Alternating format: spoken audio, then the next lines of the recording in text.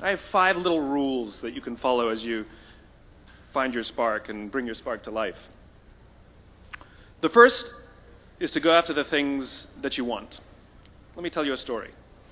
So a friend of mine and I, we went for a run in Central Park. The Roadrunners organization, on the weekends, they host races. And it's very common at the end of the race, they'll have a sponsor who will give away something, apples or bagels or something. And on this particular day, when we got to the end of the run, there were some free bagels. And they had picnic tables set up, and on one side was a group of volunteers. On the table were boxes of bagels, and on the other side was a long line of runners waiting to get their free bagel. So I said to my friend, let's get a bagel. And he looked at me and said, the line's too long. And I said, free bagel. And he said, I don't want to wait in line. And I was like, free bagel. And he says, it's too long. And that's when I realized that there's 2 ways to see the world. Some people see the thing that they want, and some people see the thing that prevents them from getting the thing that they want. I could only see the bagels. He could only see the line.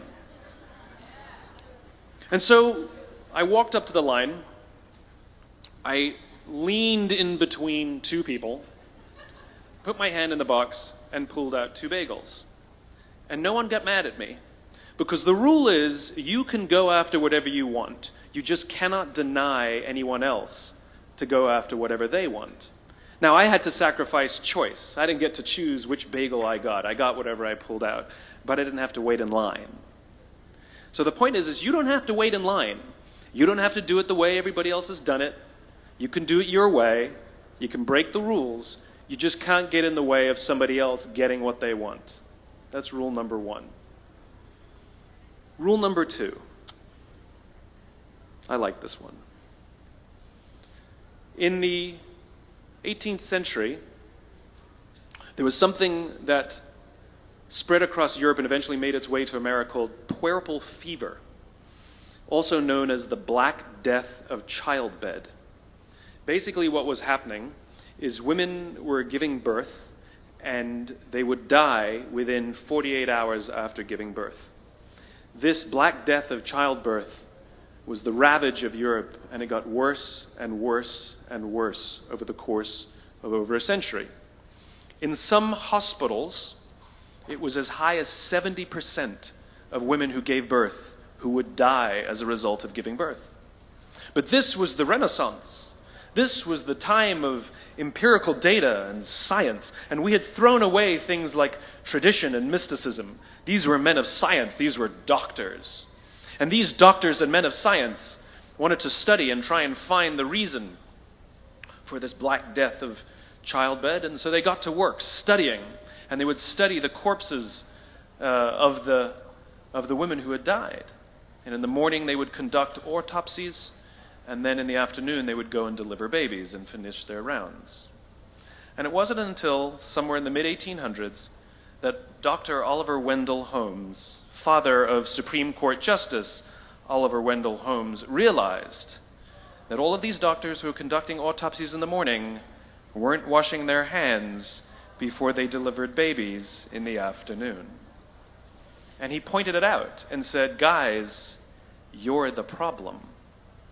And they ignored him and called him crazy for 30 years. Until finally somebody realized that if they simply washed their hands, it would go away. And that's exactly what happened. When they started sterilizing their instruments and washing their hands, the Black Death of childbed disappeared. My point is, the lesson here is, sometimes you're the problem.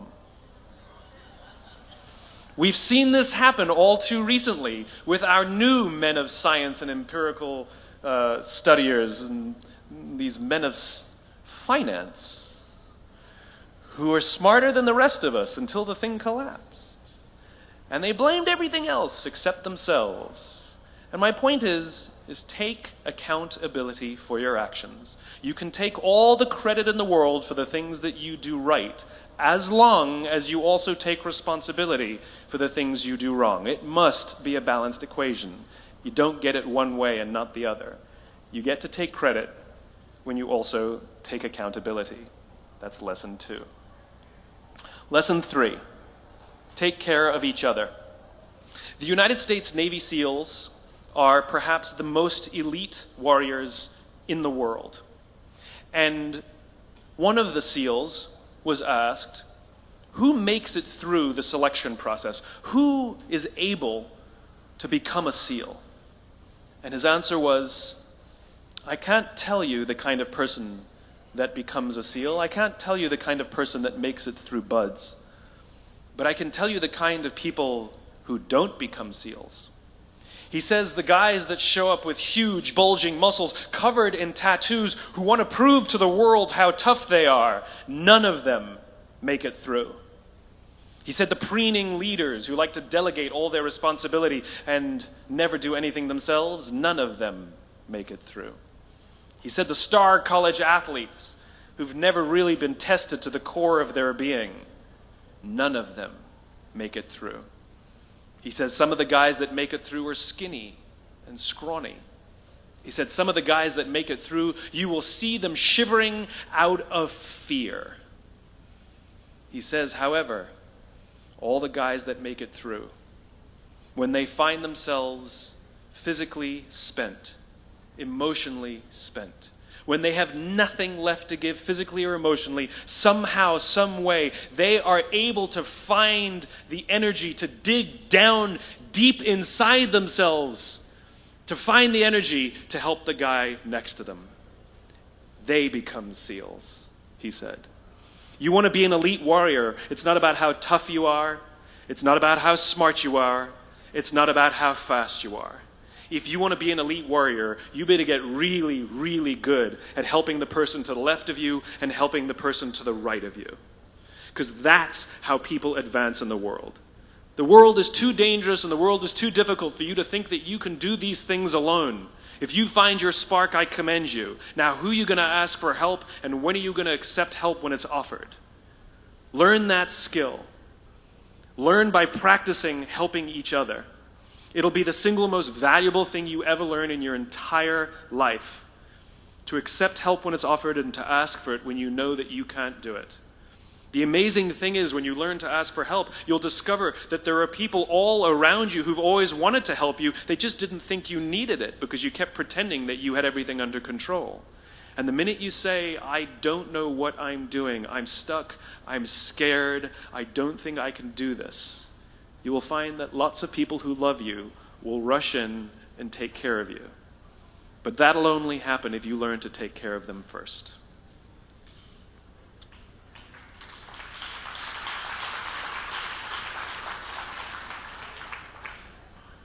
Lesson 4.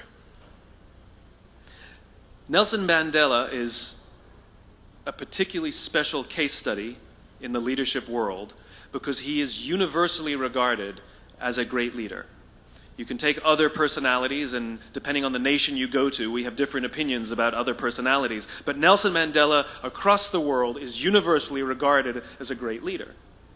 He was actually the son of a tribal chief. And he was asked one day, how did you learn to be a great leader? And he responded that he would go with his father to tribal meetings. And he remembers 2 things when his father would meet with other elders. 1, they would always sit in a circle. And 2, his father was always the last to speak.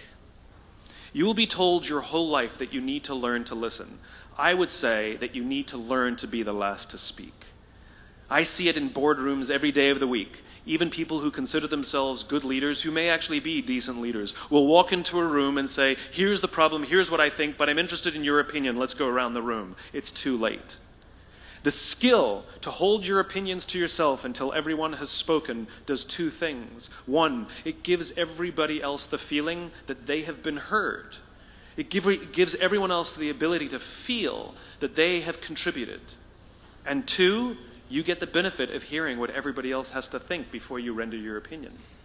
The skill is really to keep your opinions to yourself. If you agree with somebody, don't nod yes. If you disagree with somebody, don't nod no.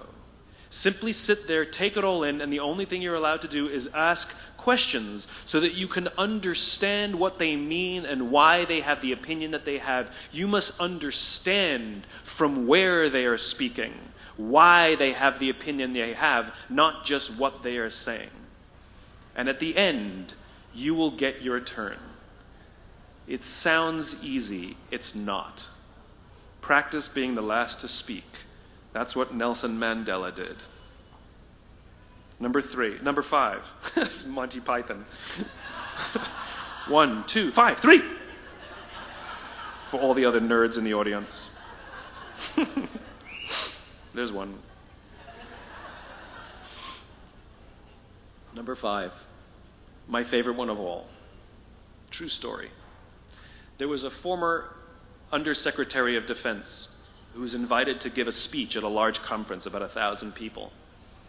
And he was standing on the stage with his cup of coffee and a styrofoam cup, giving his prepared remarks with his PowerPoint behind him. And he took a sip of his coffee and he smiled and he looked down at the coffee. And then he went off script. And he said, last year I spoke at this exact same conference. Last year I was still the Undersecretary. And when I spoke here last year, they flew me here business class. And when I arrived at the airport, there was somebody waiting for me to take me to my hotel. And they took me to my hotel and they had already checked me in and they just took me up to my room. And the next morning I came downstairs and there was someone waiting in the lobby to greet me and they drove me to this here same venue. They took me through the back entrance and took me into the green room and handed me a cup of coffee in a beautiful ceramic cup. He says, I'm no longer the Undersecretary. I flew here coach. I took a taxi to my hotel and I checked myself in. When I came down the lobby this morning, I took another taxi to this venue. I came in the front door and found my way backstage, and when I asked someone, do you have any coffee? He pointed to the coffee machine in the corner, and I poured myself a cup of coffee into this here styrofoam cup. He says the lesson is, the ceramic cup was never meant for me. It was meant for the position I held. I deserve a styrofoam cup. Remember this. As you gain fame, as you gain fortune, as you gain position and seniority, people will treat you better. They will hold doors open for you. They will get you a cup of tea and coffee without you even asking. They will call you sir and ma'am, and they will give you stuff. None of that stuff is meant for you. That stuff is meant for the position you hold. It is meant for the level that you have achieved of leader or success or whatever you want to call it. But you will always deserve a styrofoam cup. Remember that. Remember that lesson of humility and gratitude. You can accept all the free stuff. You can accept all the perks. Absolutely, you can enjoy them. But just be grateful for them and know that they're not for you. I remember getting off the Acela. I took the Acela from New York to Washington, D.C. And I got off the train like everybody else. And I was walking down the platform like everyone else. And I walked past General Norty Schwartz, who used to be the Chief of Staff of the United States Air Force, the head of the Air Force. And here I did, see a guy in a suit schlepping his own suitcase down the platform just like me. And just a couple months ago, he was flying on private jets and he had an entourage and other people carried his luggage. But he no longer held the position. And so now he got to drag his own suitcase. And never did it sort of remind me more that none of us deserve the perks that we get. We all deserve a styrofoam cup. It was a pleasure meeting you guys this afternoon. I was blown away by your honesty and your curiosity and your poise.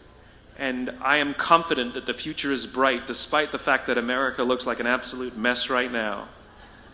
I am confident that the future is bright for one reason and one reason only, because you will grow up and you will be our future. Thank you very, very much, guys. You're wonderful.